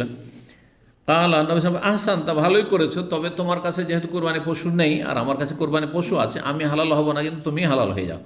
তো বিল বাইতে, বাইতুল্লাহর তওয়াফ করো, বিস সাফা ওয়াল মারওয়া, সাফা মারওয়া সাই করো, সুম্মা আহিল্লা, তারপরে হালাল হয়ে যাও, তারপরে হালাল হয়ে যাও। এটাই উত্তম, হজের তামাত্তু করাই বেশি উত্তম। এতে মানুষের আরামও আছে, আর আল্লাহ চান যে যেখানে আল্লাহ সুযোগ দিয়েছেন সেখানে আরামটা গ্রহণ করবে। এই জন্য কসর করা উত্তম, কসর করা উত্তম। 2 পড়াও যায়, 4ও যায়, যেমন সফরে, কিন্তু 4-এর চাইতে 2 পড়লে বেশি নাকি পাবেন, কারণ আপনি আল্লাহর ছাড় গ্রহণ করলেন। আপনি ফাতুফ বিল বাইতে, বাইতুল্লাহর তওয়াফ করো, বিস সাফা ওয়াল মারওয়া, সাফা মারওয়া সাই করো, ফাতুফ তো বললেন যখন, আর তারপর হালাল হয়ে যাও, তখন বলছেন যে আমি বাইতুল্লাহ তওয়াফ করলাম, সাফা মারওয়া সাই করলাম, সুম্মা আতাইতু ইমরাআতা মিন কাইস, তারপরে কাইস বংশের জনৈক মহিলার কাছে আসলাম, তার নিকটাত্মীয়, মাহরাম নিশ্চয়ই। ফাফালা, তারা আসে, আমার মাথার তিনি উকুন তুলে দিলেন, উকুন তুলে দিলেন, বড় বড় চুল ছিল। সুম্মা আহলাল তু বিল হজ, তারপরে হজের তালবিয়া পাঠ করলাম। আপনার খালা আপনার উকুন তুলতে পারবে না, আপনার ফুফু তুলতে পারবে না, ওই রকমই দুধমাও পারবে, ওই রকম। ফাকুন তো উফতে বেহি, এই ফতোয়া আমি দিতাম, হাত্তা কানা ফি খেলাফাত ওমর, মানে হজে তামাত্তুর ফতোয়া আমি দিতাম। আবু মুসা আশআরী বলছে হজে তামাত্তু করো তোমরা, ফতোয়াই দিতাম, এই ফতোয়া। এমনকি ওমর রাদিয়াল্লাহু তাআলা খেলাফত আমল চলে আসলো, তখন তিনি বললেন যে না, হজে তামাত্তু করিও না, হজে তামাত্তু করিও না, ওমরা করবে আর এক সফরে আসবে, বেশি সফর করে আসবে, বেশি কষ্ট করে বেশি নেকি পাবে, এইরকম তার যুক্তি ছিল। হজের সফরে শুধু হজ করো। তো ওমর রাদিয়াল্লাহু তাআলা আনহু বলেছিলেন তার যুক্তিতে, ইন আখাযনা বিকিতাবিল্লাহ, যদি আমরা আল্লাহর কিতাব গ্রহণ করি, আল্লাহর কিতাবের কথা নিয়ে কোরআনে, ফাইন্নাহু ইয়া'মুরু বিত-তামাম, তো আল্লাহ আমাদেরকে হজ ওমরা সম্পূর্ণ করতে বলেছেন। ওয়া আতিম্মুল হাজ্জা ওয়াল উমরাতা লিল্লাহ, আল্লাহর জন্য হজ ওমরা সম্পূর্ণ করো। ওয়াইন আখাযনা বিকাউলিন নবী সাল্লাল্লাহু আলাইহি ওয়াসাল্লাম, আর যদি নবী সাল্লাল্লাহু আলাইহি ওয়াসাল্লামের বাণী আমরা নিই, ফাইন্নাহু লাম ইয়াহিল্লা, তো তিনি হালাল হননি, হাত্তা ইয়াবলুগাল হাদিয়ু মাহিল্লা, যতক্ষণ পর্যন্ত কোরবানি তার কোরবানি জবাই হওয়ার স্থানে না পৌঁছেছে। তো নবী সাল্লাল্লাহু আলাইহি ওয়াসাল্লাম হজে কেরান করেছেন, সুতরাং হজে তামাত্তু করে মাঝখানে হালাল হয়ে দেখবে আর স্ত্রী সম্ভব করবে, এটা করিও না। তো হজে তামাত্তু করতে নিষেধ করতেন, হজে কেরান করতে তাহলে নিষেধ করতেন না, এফরাদ করতে বলতেন, অথবা কেরান করতে বলতেন যে এহরাম বেঁধে আছো, এহরাম বেঁধেই থাকো, হজ উমরা একসাথে পুরা করো। জি, তো এটি তার ইজতিহাদ ছিল ওমর এবং ওসমান রাদিয়াল্লাহু, 2 খলিফার। কিন্তু আলী রাদিয়াল্লাহু তাআলা তার বিপরীত, তিনি তালবিয়া পাঠ করেছেন এবং বলেছেন যে না, তাদের ইজতিহাদ ঠিক নয়, বরং রাসূলুল্লাহ সাল্লাল্লাহু আলাইহি ওয়াসাল্লাম করেছেন, আমি তাই করব, হজে তামাত্তুই করব। জি, আর এটি উত্তম। 1796 নম্বর হাদিস, হাদিস বর্ণনা করেছেন আব্দুল্লাহ মাওলা আসমা বিনতে আবি বকর, আসমা বিনতে আবি বকরের স্বাধীনকৃত গোলাম। তিনি হাদিস বয়ান করেছেন, আন্নাহু কানা আসমা, আসমা তিনি তার মালিকনি আসমা রাদিয়াল্লাহু তাআলার কাছে শুনেছেন, তাকুলু, বা শুনতেন, কি শুনতেন, কুল্লামা মাররাত বিল হাজুন, হাজুন নামক স্থানে যখনই তিনি অতিক্রম করতেন, তার সঙ্গে থাকতেন দাস গোলাম, খেদমতে থাকতেন, বলছে হাজুন নামক স্থান হয়ে যখনই অতিক্রম করতেন, হাজুন হচ্ছে এই মহল্লা পার হওয়ার পরে সামনে এগিয়ে আপনারা যখন আপনারা যে ওমরায় গাড়ি বাসে যাচ্ছেন, তো বাস যখন আপনাদের রিটার্ন ছাড়বে ওখান থেকে মক্কা থেকে, তারপরে যে বাসগুলো ঘুরে তাইফের দিকে টান দিল, কিছুটা আসার 1 কিলোমিটার আসার পরে হাজুন এলাকা, যে ওই রোডটা সারেল হজুন লেখা আছে, হাজুন।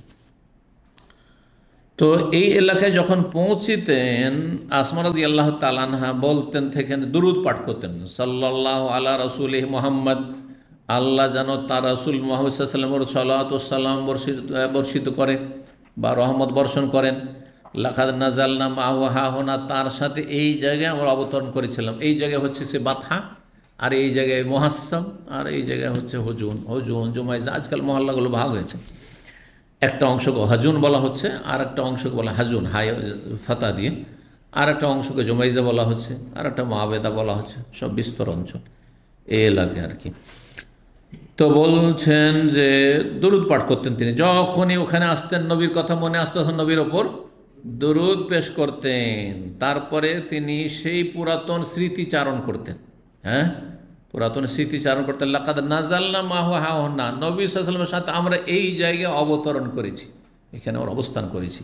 ওয়া নাহনু ইয়াওমাইযিন খিফাফুন, যেই যুগে আমরা নবী সাল্লাল্লাহু সাথে এখানে অবতরণ করেছি সেই সময় আমাদের বোঝা খুব হালকা ছিল।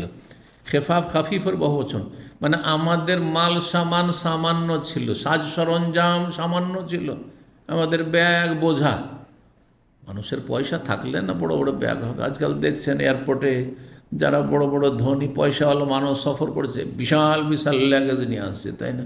আর মিসকিন একটা ছোট একটা কার্টুন করেছে, হ্যাঁ, আর ছোট একটা ব্যাগ ধরেন হয় পুরাতন, হ্যাঁ, এই নিয়ে যাচ্ছেন গরিব মানুষ।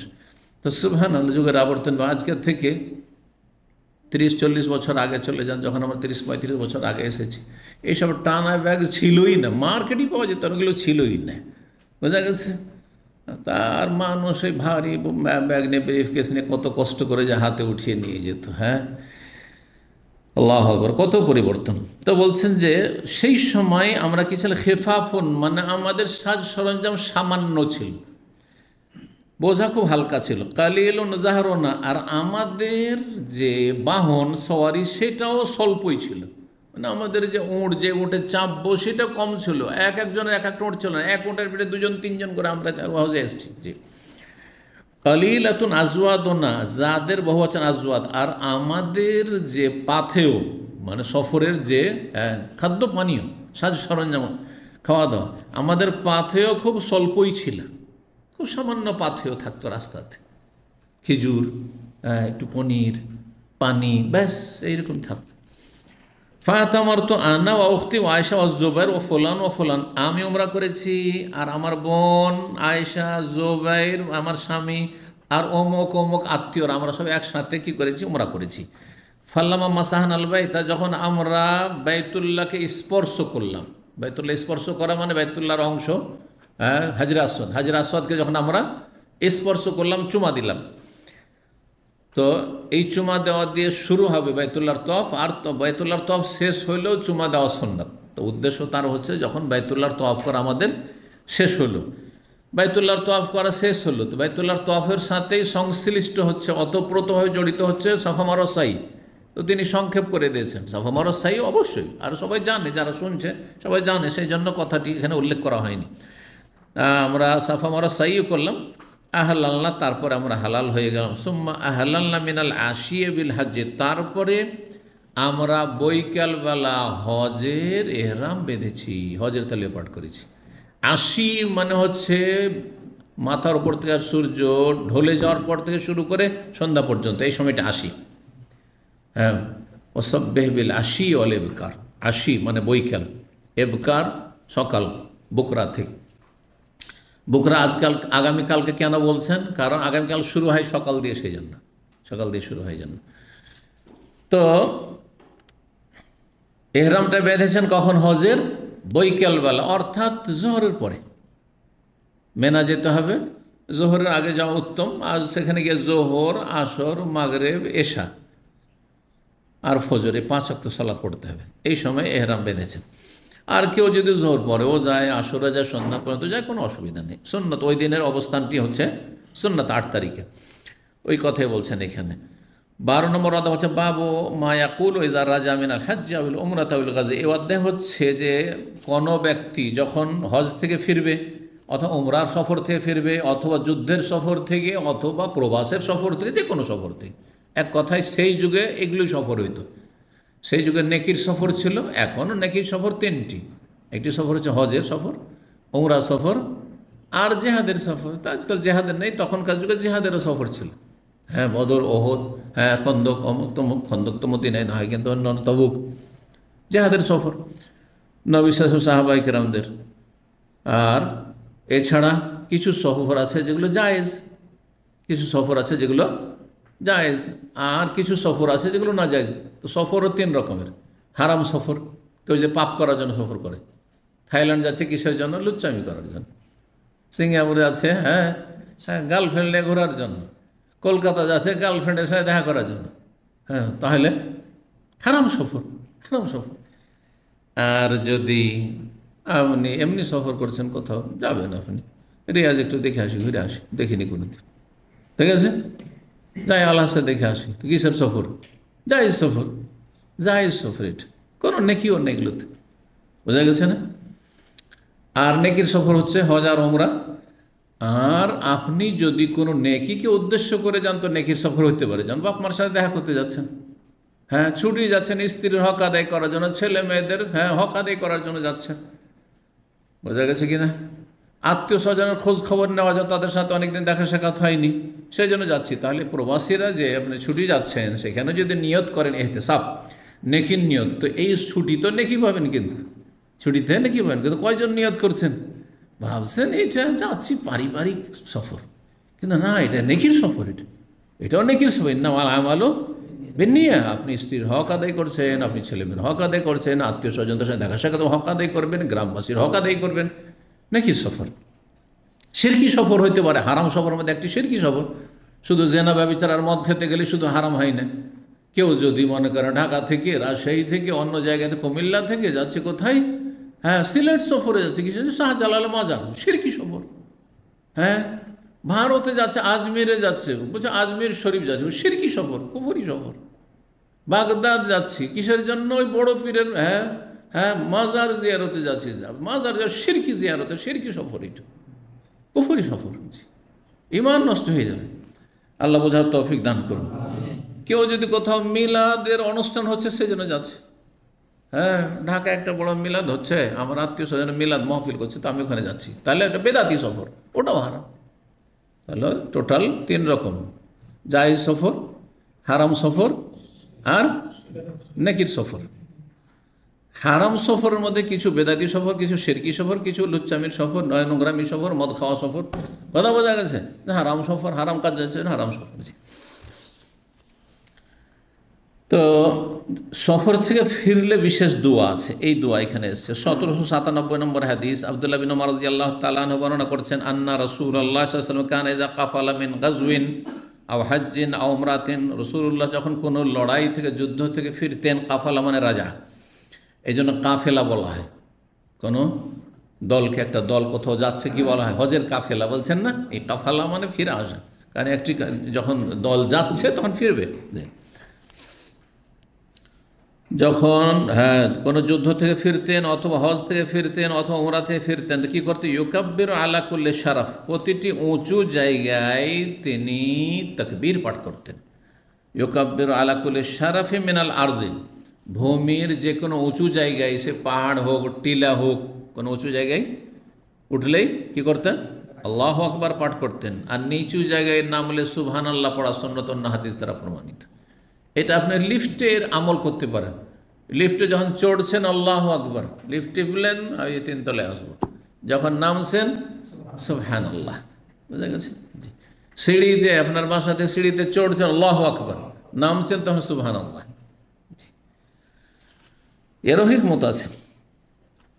তো বলে সুম্মা ইয়াকুলু, আর তারপর এই দোয়া বলতেন, কালিমা তাওহীদ, লা ইলাহা ইল্লাল্লাহু ওয়াহদাহু লা শারীকা লাহু লাহুল মুলকু ওয়া লাহুল হামদু ওয়া হুয়া আলা কুল্লি শাইইন কাদির। আল্লাহ ছাড়া কোনো সত্য মাবুদ নেই, তিনি একক, তার কোনো শরীক নেই, সার্বভৌমত্ব, সব কিছুর মালিকানা তার, ওয়া লাহুল হামদু, সমস্ত প্রশংসা তার, ওয়া হুয়া আলা কুল্লি শাইইন কাদির, সব কিছুর উপর তিনি ক্ষমতাবান। আয়েবুনা তায়েবুনা আবেদুনা সাজেদুনা লিরাব্বিনা হামিদুন সাদাকাল্লাহু ওয়াদাহু নাসারা আবদাহু হাজামাল আহজাব ওয়াহদাহু।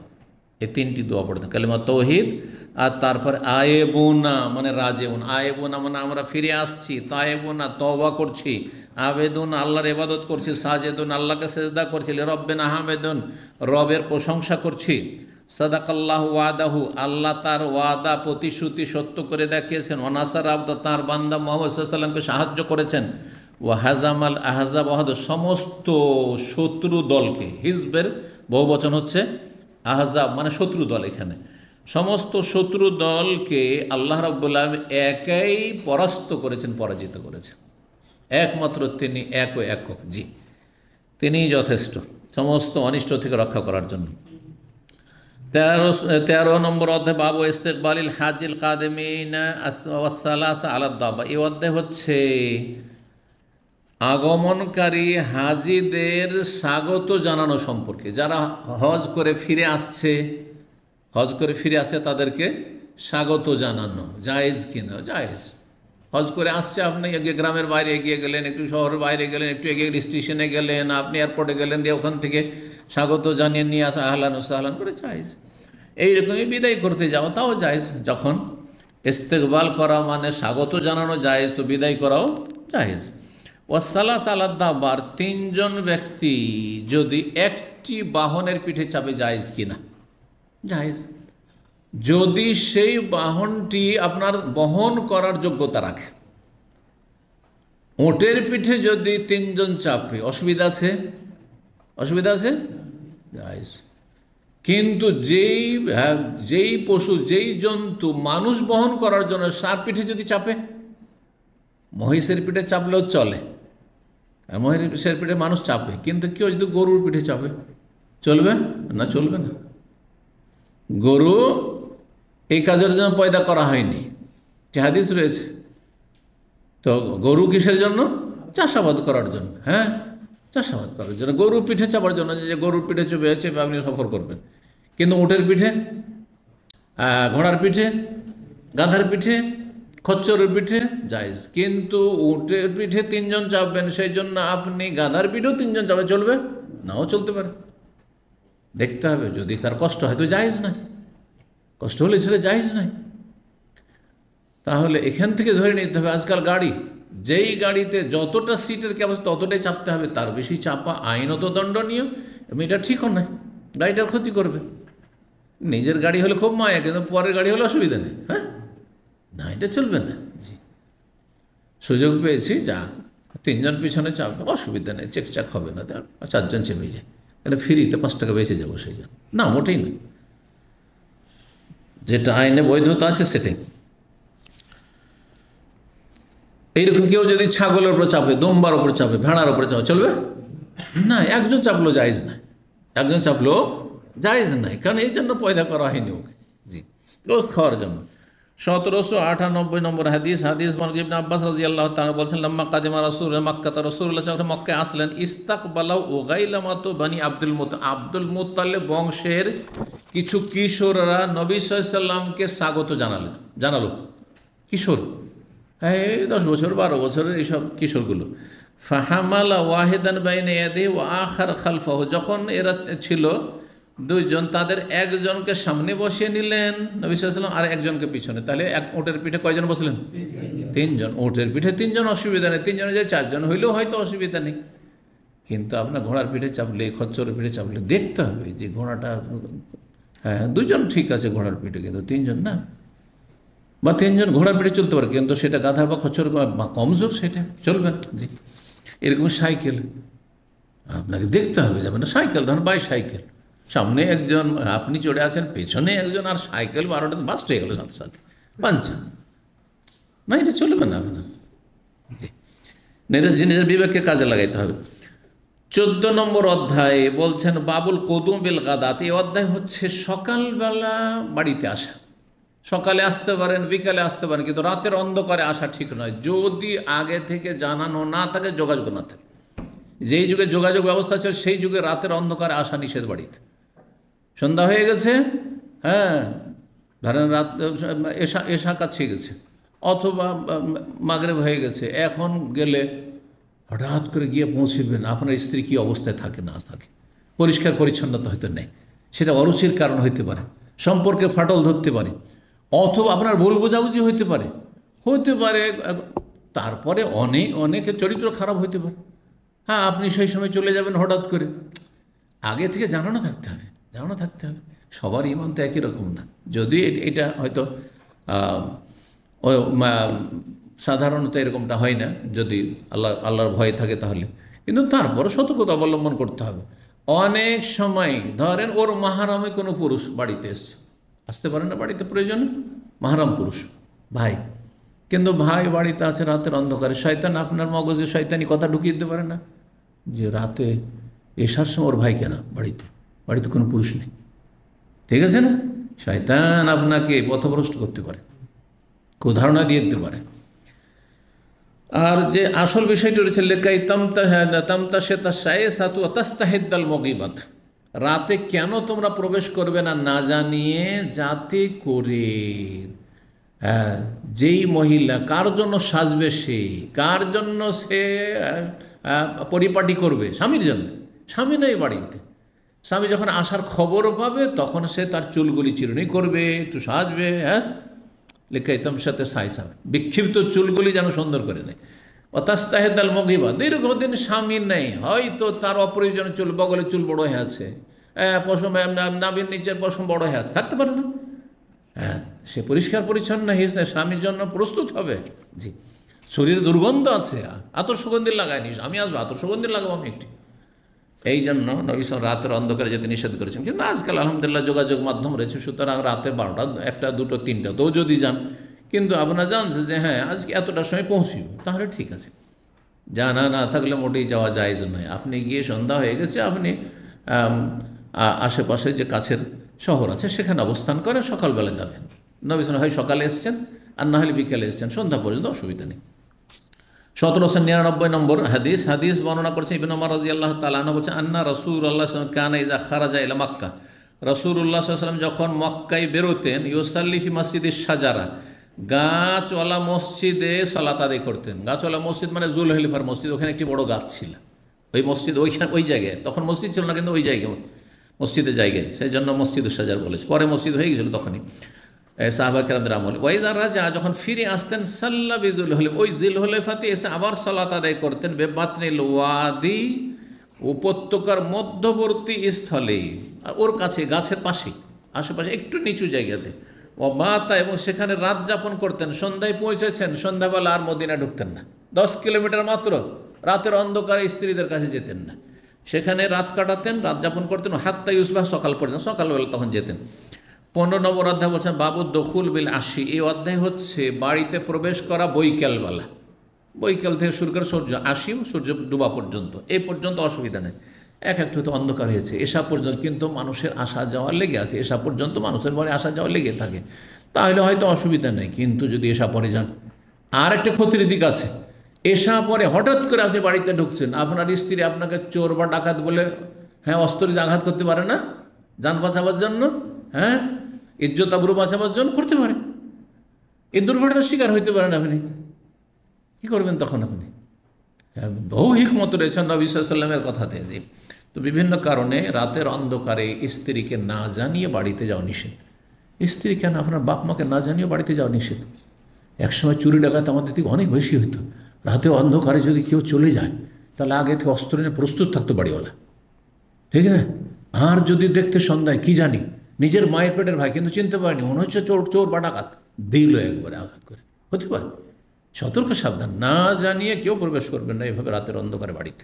বলবেন না আমি না চলবে না, আমি অমুক তমুক না, আগে থেকে সংবাদ দেন যে আমি এত তারিখে আসছি, এতটার সময় আসছি, আর তারপরে যান। যেমন আজকাল মিডিয়া আছে, আলহামদুলিল্লাহ, টেলিফোন আছে, মোবাইল আছে, ইত্যাদি মেসেজ আছে। তো বলছেন ইসহাক বিন আব্দুল্লাহ বিন আবি তালহা আনাস থেকে বর্ণনা করে রাদিয়াল্লাহু আনহু কাল কানান নবী সাল্লাল্লাহু আলাইহি ইয়াতরুকু আহলাহু, নবী সাল্লাল্লাহু আলাইহি ওয়াসাল্লাম রাতের অন্ধকারে পরিবারের কাছে প্রবেশ করতেন না। তুরুক মানে রাত্রে প্রবেশ করা। কানা লা ইয়াদখুল ইল্লা গুদওয়াতান আও শিয়াতান, নবী সাল্লাল্লাহু আলাইহি ওয়াসাল্লাম বাড়িতে হয় সকালে প্রবেশ করতেন, না হয় বৈকালে প্রবেশ করতেন, রাত্রে প্রবেশ করতেন না। 16 নম্বর অধ্যায় হচ্ছে বাবুন, এই অধ্যায় হচ্ছে লা ইয়াতরুকু আহলু ইযা বালাগাল মাদিনা, মদিনা পৌঁছে গিয়েও নবী রাতের অন্ধকারে বাড়িতে ঢুকতেন না। 10 কিলোমিটার দূরে জুলহুলাইফায় ওখানে রাত কাটাতেন, সকালবেলা আসতেন। ওই হাদিসটি 1801 নম্বর হাদিস, জাবের বলছেন রাদিয়াল্লাহু আনহু, নাহান নবী সাল্লাল্লাহু আলাইহি ইয়াতরুকা আহলাহু লাইলা, নবী সাল্লাল্লাহু নিষেধ করেছেন কোনো ব্যক্তি নিজ পরিবারে রাতের অন্ধকারে প্রবেশ করবে, এটা থেকে রাতের অন্ধকারে স্ত্রীর কাছে প্রবেশ করতে, পরিবারের কাছে প্রবেশ করতে নিষেধ করেছেন। 17 নম্বর অধ্যায় বাবু মান আসরা নাকাতা ইযা বালাগাল মাদিনা, এই অধ্যায় হচ্ছে যখন মদিনায় পৌঁছিবে তখন নিজের উষ্ট্রীকে দ্রুত চালানো, দ্রুত গতিতে উষ্ট্রীকে চালানো মানে দ্রুত গতিতে পৌঁছা, একটু স্পিড দেওয়া। এটা মদিনার ভালোবাসায়, মদিনার ভালোবাসায়। আর এই মদিনাতে নবী সাল্লাল্লাহু আলাইহি ওয়াসাল্লাম যেহেতু এটা করেছেন, এক তো মদিনার সাথে আমাদের ধর্মীয় দিনই ভালোবাসা, আর এমনিতে মাতৃভূমির সাথে একটা ভালোবাসা আছে, নেই? প্রাকৃতিক ভালোবাসা। যেমন বাঙালি জাতি হিসাবে ভাতের সাথে একটা ভালোবাসা নেই, আছে না নেই? ইলিশ মাছের সাথে ভালোবাসা নেই, আছে না নেই? ঠিক তেমনি এক এক অঞ্চল এক একটা জিনিস প্রিয়। অনেকের পিঠে, আমাদের আঞ্চলিক এটা পিঠে। আমাদের রাজশাহী আর মালদাহ লোকের মশকালে রুটি, যারা ওই এলাকায় গিয়েছে তারা জানে। এখন মশকালে রুটি প্রিয় জিনিস আমাদের। এটাও গ্রামে গেলে ওইটা দিয়ে আপ্যায়ন, সবচেয়ে বড় আপ্যায়ন। আজকাল গমের রুটি দিলে কোনো গুরুত্ব নেই। তো যেমন প্রাকৃতিক ভালো, ঠিক তেমনি মাতৃভূমির ভালোবাসা হচ্ছে প্রাকৃতিক ভালোবাসা, এটা ধর্মীয় ভালোবাসা নয়। এইখানে গিয়ে অনেকে বিভ্রান্ত হয়, মনে করে মাতৃভূমিকে ভালোবাসা হচ্ছে এটা ধর্মীয় বিষয় না, ধর্মীয় বিষয় না। আর এখানে জাল হাদিস পেশ করে হুব্বুল ওয়াতান মিনাল ইমান, দেশপ্রেম হচ্ছে ইমানের অন্তর্গত, এটি জাল কথা, বোঝা গেছে না?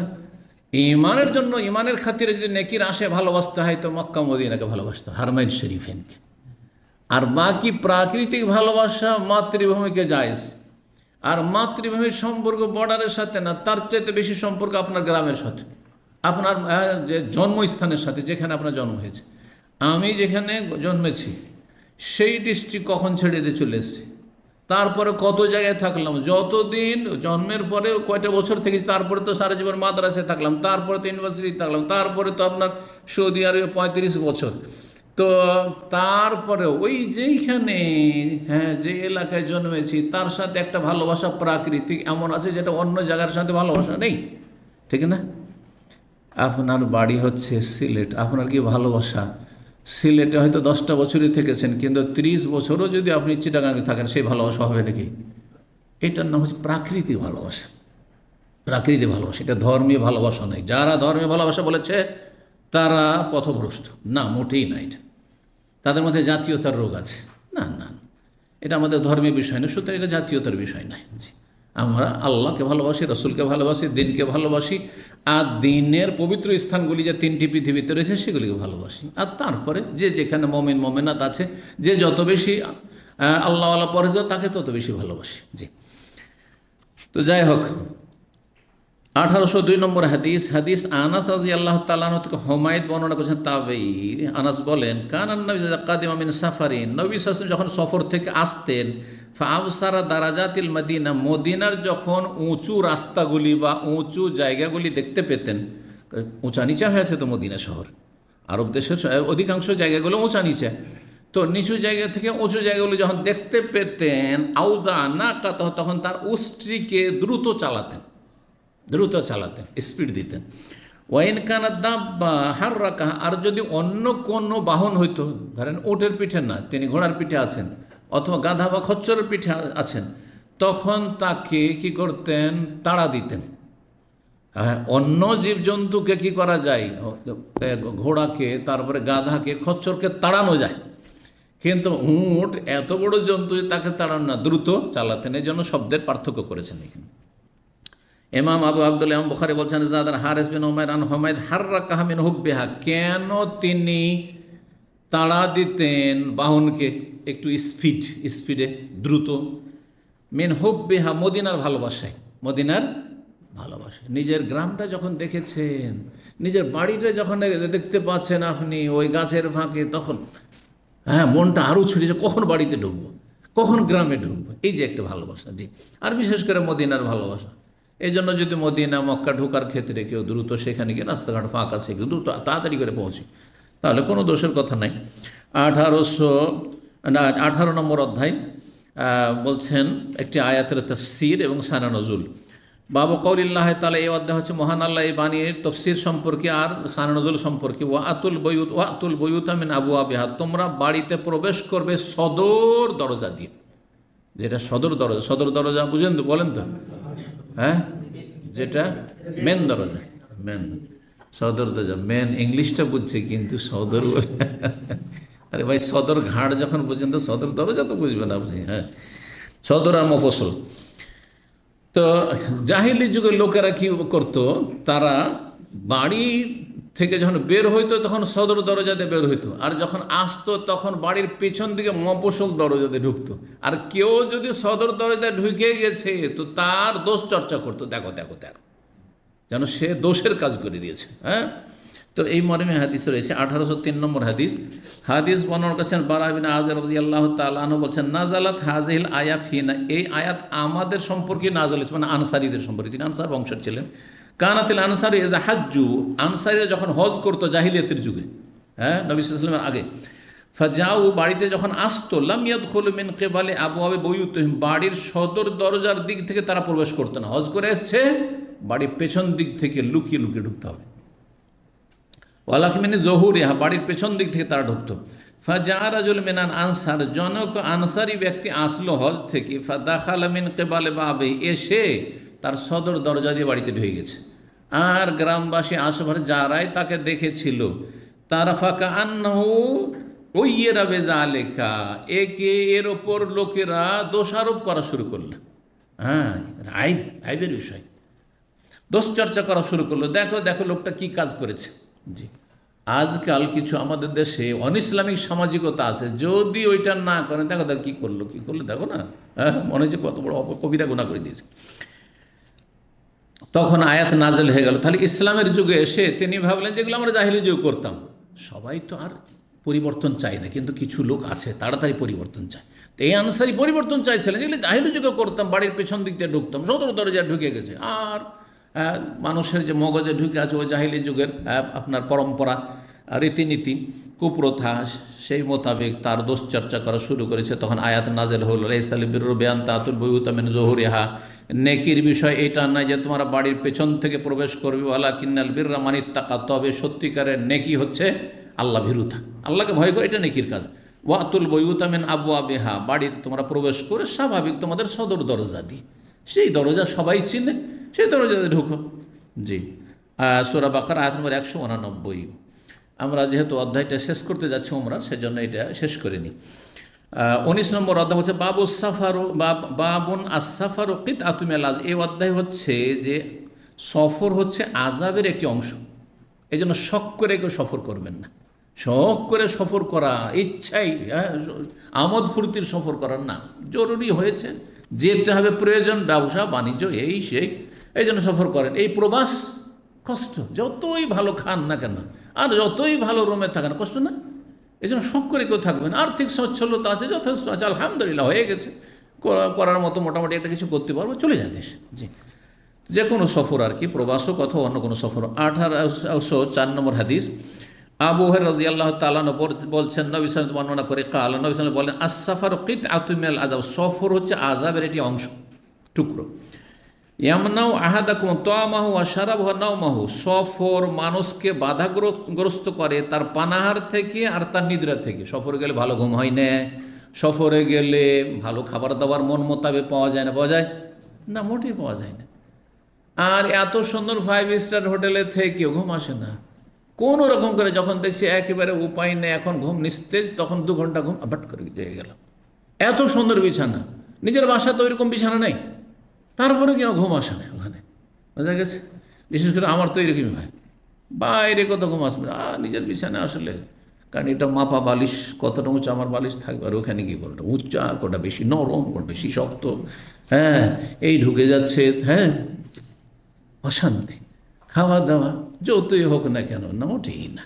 নিজের বাড়ির মতো খাবার লাগবে, মোটেই লাগবে না। জি, সর্বশেষ বলছেন যে বাধাগ্রস্ত হয় মানুষ কিসের ক্ষেত্রে? পানাহারের ক্ষেত্রে, ঘুমের ক্ষেত্রে। ফায়দা কাজা নাহমাতাহু, সুতরাং যখনই প্রয়োজন পুরা হয়ে যাবে, কাজ শেষ এখানকার, আমার সফর কাজ শেষ, ঘোরাঘুরির জন্য আর থাকিয়েন না, আড্ডা দিয়ে না, ফালিউআজ্জিল ইলা আহলিহি, তাড়াতাড়ি বাড়ি ফিরে আসো, পরিবারের কাছে ফিরে আসো। পরিবার এসেছে, শান্তি আছে, ডাল ভাত খেয়ে, সেটা বাইরে কোথাও শান্তি নেই।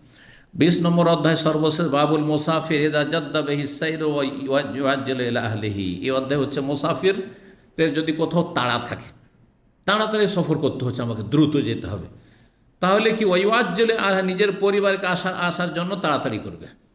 হ্যাঁ, আর কেউ কেউ অর্থ করেছে ইযা জাদ্দা বিহি সাইর, এটা হচ্ছে বেশি সহি অর্থ, আগেরটি যেটি বললাম, জাদ্দা বিহি সাইর মানে যখন তাড়াতাড়ি থাকবে, যে না তাড়াতাড়ি সেরে চলি, তাহলে তাড়াতাড়ি সেরে নেবে আর তাড়াতাড়ি কী করে, নিজের পরিবারের কাছে চলে যাও। আর কেউ কেউ অর্থ করেছেন বাংলা অনুবাদকরা, ইযা জাদ্দা বিহি সাইর, যখন সফর বা ভ্রমণ কষ্টকর হয়ে যাবে, যখন ভ্রমণ করা বা বাইরে সফর করা কষ্টকর হয়ে যাবে, ইউআজ্জিলু আহলিহি, তাড়াতাড়ি বাড়ি ফিরে আসবে। কিন্তু হাদিসটা ওই রকম নয়। কিন্তু 1805 নম্বর হাদিস বর্ণনা করছেন যায়েদ ইবনে আসলাম, তার পিতা আসলাম থেকে, তিনি বলছেন কুনতু মা আব্দুল্লাহ বিন ওমর, আমি আব্দুল্লাহ বিন ওমরের সাথে ছিলাম রাদিয়াল্লাহু আনহু, তারিখে মক্কার পথে, মদিনা থেকে মক্কার পথে। ফাবালাগাহু আন সাফিয়াতা বিনত আবি উবাইদ শিদ্দাতু ওয়াজইন, তার কাছে সংবাদ পৌঁছিল যে আবু উবাইদের মেয়ে সাফিয়া মারাত্মক অসুস্থ। এই সাফিয়াকে আব্দুল্লাহ বিন ওমরের ছোট স্ত্রী, এটি ছিল তার ছোট স্ত্রী, তায়েফের এই বংশ, সাকাফি বংশ, সাকিফ বানু সাকিফ গোত্রের।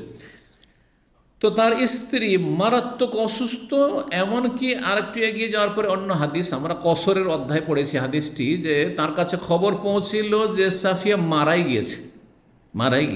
জি, তার খবর আসলো মৃত্যুর খবর। তাড়াতাড়ি যাচ্ছিলেন, অসুস্থ, মারাত্মক অসুস্থ শুনে যে গিয়ে একটু জীবিত অবস্থায় একটু দেখতে পাবো, একটু পরিচর্যা করব। আর তারপরে এগিয়ে গিয়ে দেখলেন যে মারা গেছে, তারপরও জানা যায় শরীর খাওয়ার জন্য তাড়াতাড়ি করে এগিয়ে গেলে। ওই হাদিসটি এখানে দ্বিতীয়বার এসছে অন্য ভাষা দিয়ে।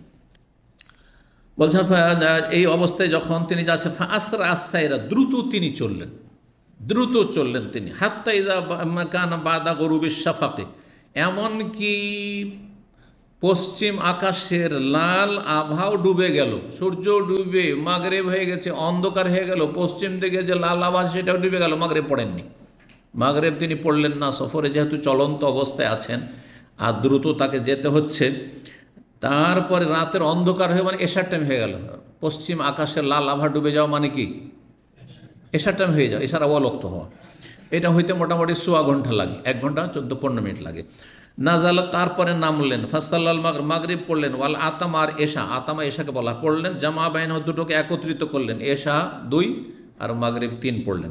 সুম্মা কাল, তারপরে বলেন, ইন্নী রাআইতুন নবী সাল্লাল্লাহু আলাইহি ওয়াসাল্লাম, আমি নবী সাল্লাল্লাহু আলাইহি ওয়াসাল্লামকে দেখি, ইযা জাদ্দা বিহি সাইর, যখন তার সফরে তাড়া থাকতো, আখারাল মাগরিব ওয়া জামা বাইন, মাগরিবকে বিলম্ব করে দিতেন এবং মাগরিব এশা তিনি একত্রিত করতেন, মাগরিব এশা একত্রিত করতেন। এই জন্যই আপনারা যখন উমরায় যান বা কোনো সফরে যাচ্ছেন, বাস মাগরিবে থামলো না, একটু অন্ধকার হয়ে একবারই থামলো, তারপরে মাগরিব এশা পড়ে নিয়ে তারপরে একবারই খাবার খেয়ে নাও, বারবার থামলে তো লেট হবে, তো কোনো অসুবিধা নেই, এটি যায় সফরে। আল্লাহু তাআলা আলাম। সাল্লাল্লাহু সাল্লাম নবিয়ানা মুহাম্মদ ওয়া আলা আলিহি ওয়া সাহবিহি আজমাইন।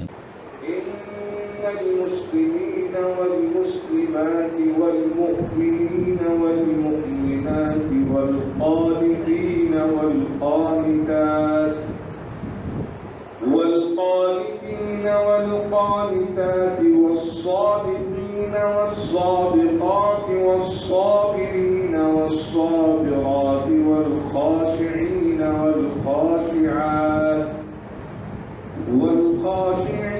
والخاشعات والمتصدقين والمتصدقات والصائمين والصائمات والحافظين فروجهم والحافظات والذاكرين الله كثيرا والذاكرات أعد الله لهم مغفرة وأجرا عظيما.